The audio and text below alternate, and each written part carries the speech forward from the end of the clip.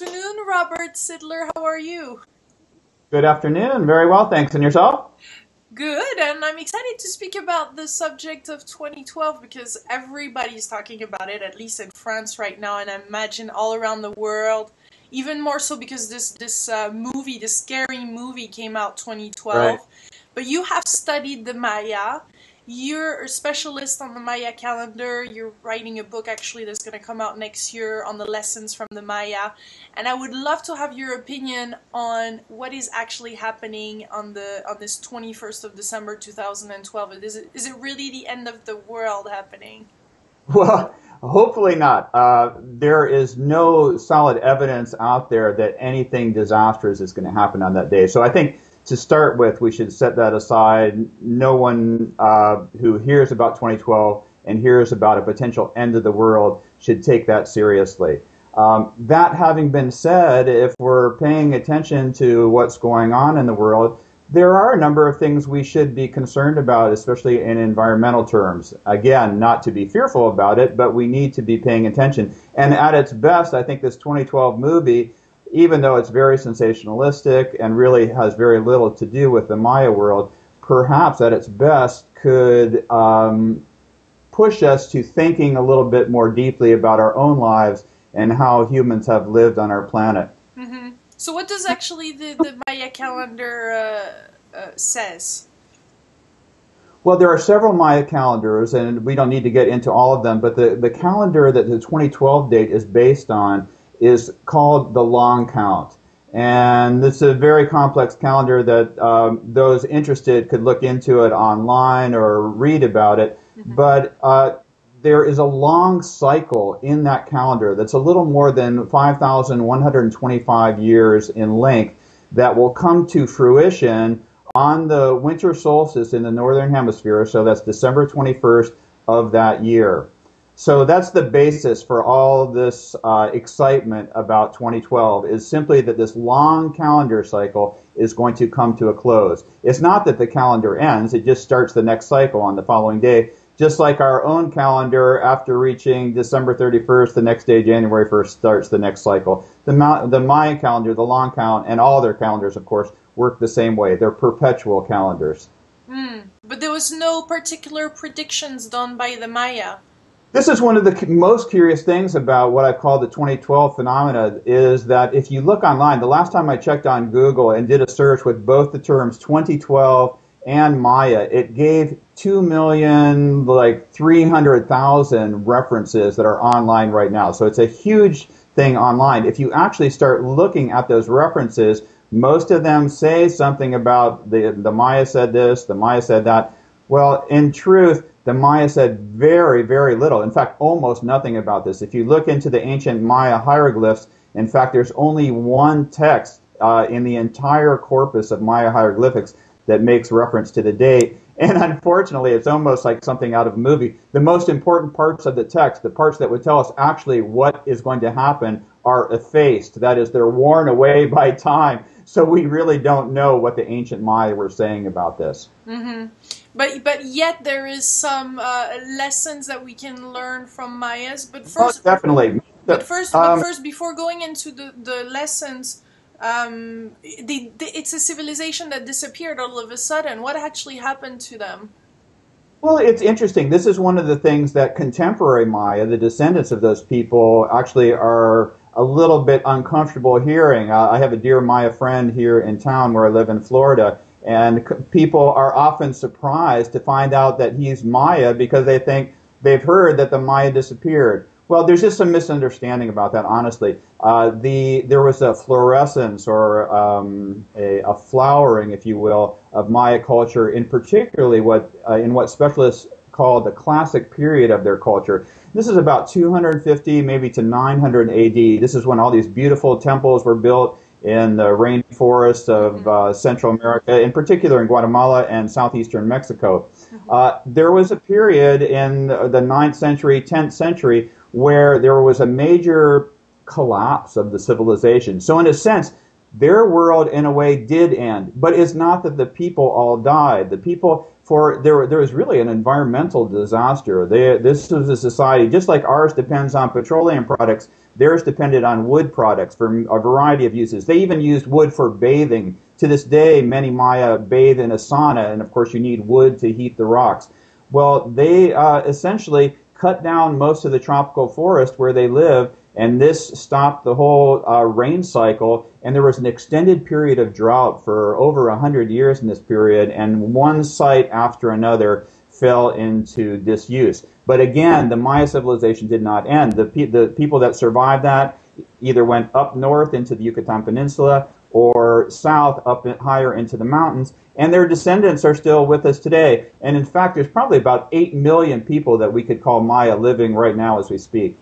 But just the way they were living, all of a sudden it seemed from the outside that they were scared of something because they left those, all this life for a new life. So it's quite sudden. That is absolutely right. It was it seemed sudden from our eyes, but this process of abandoning these cities took place over a period longer than a century. So it was actually a gradual process that happened. But I think that the Maya themselves learned extremely important lessons during this time, in particular in relationship to the environment. Because like I said, this was probably ultimately caused by sort of an environmental collapse. They were not living sustainably, and so the society could not go on. And now, contemporary Maya, if you go to communities, you'll find that their environmental ethic is very, very strong. Mm-hmm. So we can learn, actually right now the focus is yet on Maya because of their calendar, and there's some things, it seems like they're pointing at us a way of living maybe that we can take on in our own civilization, some things that they have learned about communities and nature. Can you tell us more about all those 5 lessons that you're actually going to talk more in your book, but can you give us a taste? This is very much the focus of my book, and what I'm doing, I think this... I have lots of Maya friends, and in particular, 2 that I'm very close to that are, one is a day keeper down there, a calendar keeper. Another is a Maya novelist, really the first Maya novelist. These are people that are extremely experienced in their culture, and both of them, when talking about 2012, emphasize that this is a moment for them for reflection, where human beings should begin to reflect upon our own lives. Think about, is this really the way that we want to experience life on planet Earth? Are we truly satisfied with our lives in the deepest sense of the word? And taking that idea of reflection, I've taken that into my own life and tried to see what it is that Maya people themselves actually have to teach us. And what they have to teach us has very little to do with the disasters that we saw in this 2012 movie, but they have a very practical series of, for lack of a better term, I'm going to call lessons to teach us in particular about the way they raise their babies, about the way they build communities, about the way they approach nature, even things that we tend to shy away from in our own culture, such as death. And I think most importantly, and I know your work has very much of a spiritual focus to it, their emphasis in terms of spirituality is de-emphasizing concepts. It's not really so much a question of belief for the Maya, but of direct experience. They have a very experiential nature in terms of their approach to the sort of the spiritual path. So whether the people are evangelical Christian, which many of them are, whether they're Catholic, or whether they're practitioners of traditional Maya religion, all of those people have in common not so much something up in their head, but a desire to really awaken something very real inside themselves. And I think that's one of the great lessons that they have to teach us. So what is their belief in life? About life and death, I guess? Or how are they moving forward? First of all, I think one of the main principles that they apply to all aspects of their life is one of respect. So when a baby is born, for example, we tend to, of course, we're hopefully starting to wake up from this a little bit, but our hospital delivery system of babies is one which really does not recognize the sensitivity of newborns. In fact, we do quite the contrary. Our assumption is that, well, they can't talk, they can't communicate, they're just kind of like little blobs and they'll forget about everything anyway because we don't remember anything. Well, Maya take exactly the opposite approach. In fact, I work quite a bit with Maya midwives, and they consistently emphasize to me, they say, Roberto, we forget that we are, as babies, are extremely sensitive. So what they do is quite different. Once the baby comes out, of course, they never separate. This, I think the main thing is they don't separate the baby from the mother. This is their main sort of rule of thumb. The baby goes directly to the mother. Of course, the umbilical cord is a perfect length where that they can be taken to the breast without having to cut the cord. By establishing that initial bond between the mother and the child, they start the child off on the right foot. And there's a series then of connecting processes that happen. That after making those solid bonds with the mother, that extends to the family around them, to the extended family, to the community. At the same time, Maya do not in any way limit the children's interactions with nature. I live in a beautiful area here in Florida, and I get out in nature all the time. And I regularly hear parents talking to their children in a way to almost build fear about nature. You'll hear them, oh, don't touch that, you're going to get dirty. We have all sorts of phobias about germs. Don't get your feet in the water, you're going to get yourself all wet. Don't climb that tree, you might fall down. In my entire experience in the Maya world, and I've been going down there for over 30 years, I have never heard a parent say anything like that to their children. Quite to the contrary, children are given free access to the natural world. They can get dirty, they can climb anything, they can do basically anything they want to, even things that for us seem very dangerous. The results of that are, to me, quite remarkable. And this is, if your readers travel in this part of the world, I think what they, or your viewers, I think what they would find when they go into a Maya community, probably the first thing that would strike them is the children. It's like, these children, they're so remarkably happy. Why are they so radiant? Why are they beaming? Because by our standards, which are very much focused on the acquisition of material goods, people are living in what we would call extreme poverty. But it's poverty only in our kind of mindset. If you actually get to know people and see what's going on there, yes, people have difficult lives from a physical point of view in many ways, but the quality of their life, their day-to-day experience is so incredibly rich, and I would venture to say far richer than most of the people in my experience here in the United States. Their bond also, their community sense is strong and makes it rich, it's so rich strong. lives. It's something I think difficult for us to understand, because we tend to think of community, again, just like with spirituality, in very kind of conceptual terms.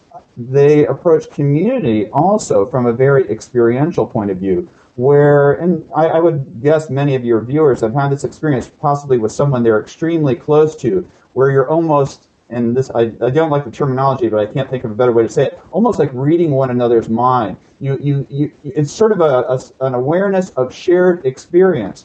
Well, in the most traditional communities, especially those ones that have not been impacted so heavily from the outside world, there is a generalized sense of shared experience. In a way, people are actually living inside one another to some extent. There's not the same needs to verbally communicate, because there's an understanding that truly exists inside them. They feel one another on an ongoing basis. And all this, all their way of being, what is the belief underneath all that about life?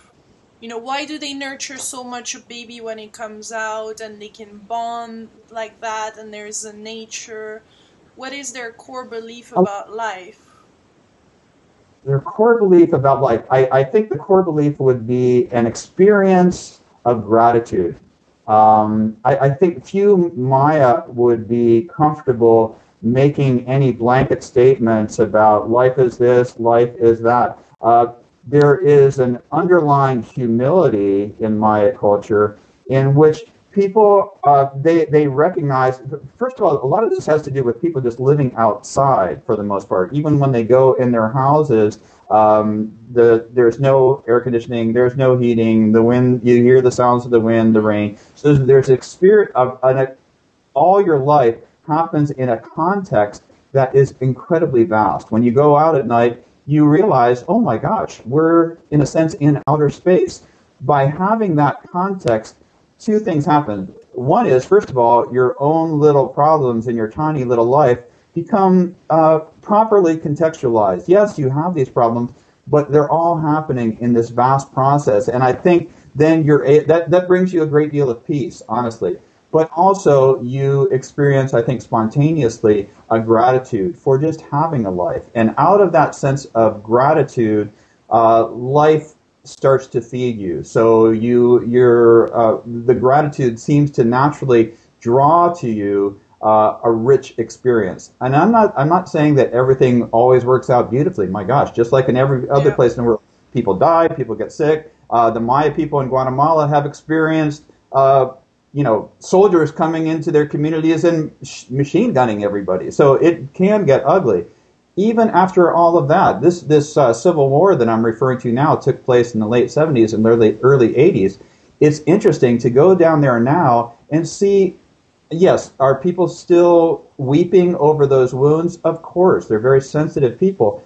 But psychologically, the recovery has been amazing. And I think they have been able to recover from this horrible trauma this way because of the way they live, because of these deep connections they have within their families, with their communities, and they do truly, and it's not just in their minds, they experience themselves as being part of nature. Mm-hmm. It's not just an idea. They get it. They're in it. They get it so much.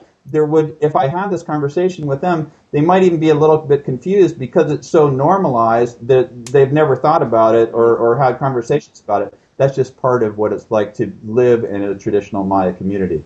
So for them, clearly, there's more than just this body.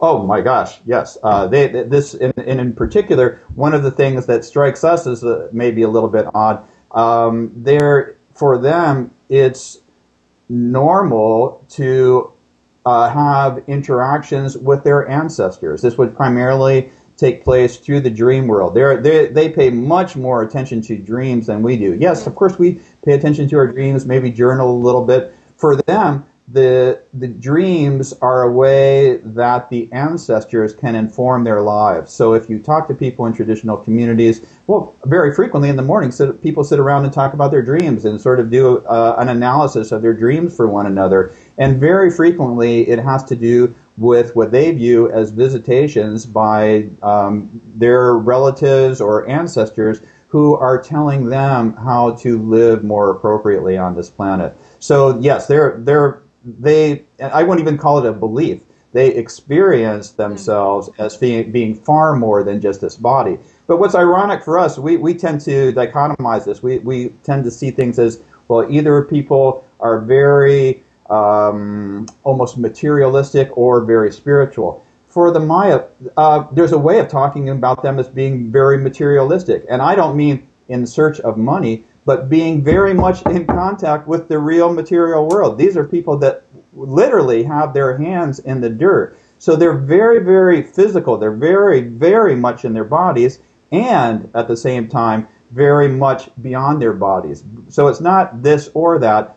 They're living sort of in a more integrated way with both spiritual realms and a very, very literally grounded physical reality. And then the grounding could come from their relationship to nature and their traditions and all that. Absolutely. I mean, I should point out that this, unfortunately, is fraying a little bit at the edges as more and more outside influences come into this area. Numerous Maya men, in particular, to seek better economic opportunities, are coming up here to the United States or going elsewhere to seek, a better future for their families. In doing so, often they kind of get pulled into the Western mindset, and to some extent, people are bringing those ideas back into the Maya communities and creating some divisions there. And they're located where exactly? The majority of Maya people live in Guatemala. However, there are I would say millions of Maya living across the border in southeastern Mexico, in particular in the states of Chiapas, Yucatan, Quintana Roo, Campeche, in that area. There are some Maya people and a little bit in Honduras, probably a little bit into El Salvador, but basically sort of the northern part of Central America. Thank you so much. This was so interesting. I really look forward to your book. I know it's only coming out in about a year time. But Yeah, let in me know when October. you have it out, please. Okay, Let us, I most definitely will.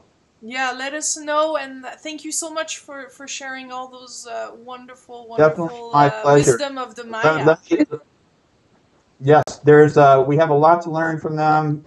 And again, let me emphasize: don't worry about 2012, but let's take advantage of this date to really move forward as human beings into a different relationship to the planet and to one another. Mm, beautiful message. Thank you so much, Robert. Thank you so much. Pleasure to be with you.